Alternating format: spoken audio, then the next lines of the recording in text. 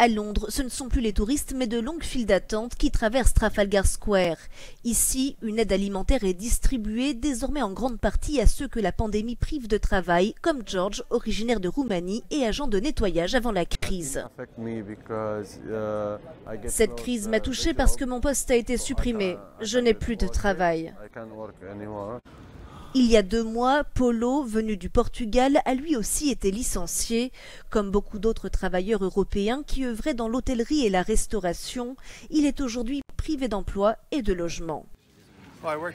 Je travaillais dans un restaurant. J'ai perdu mon emploi et je ne pouvais plus payer mon loyer. Je n'ai nulle part où aller, c'est de la folie, je n'ai rien, pas même de nourriture.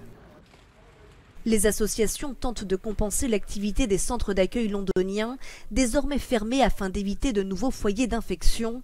Ces restaurateurs indiens préparent chaque jour des centaines de repas. Plusieurs milliers de portions sont emballées et distribuées toutes les semaines dans la capitale britannique.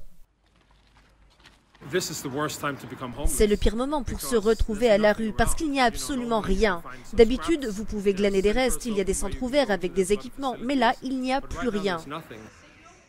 Cette association, qui dépend entièrement des dons, vient notamment en aide à André, originaire du Monténégro, qui travaillait comme maçon.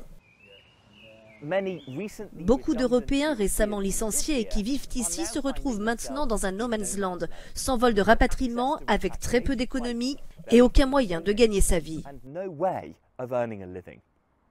Le gouvernement assure fournir un hébergement à 90% des sans-abri dans tout le pays en payant des nuits d'hôtel, 1800 chambres rien qu'à Londres dans une dizaine d'établissements.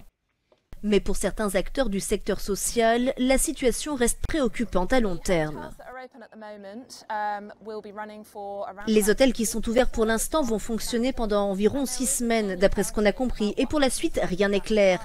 Et de nombreuses personnes hébergées dans ces lieux n'ont pas accès aux aides publiques. Beaucoup d'entre eux sont arrivés il y a moins de 5 ans et n'ont pas droit au statut de résident permanent.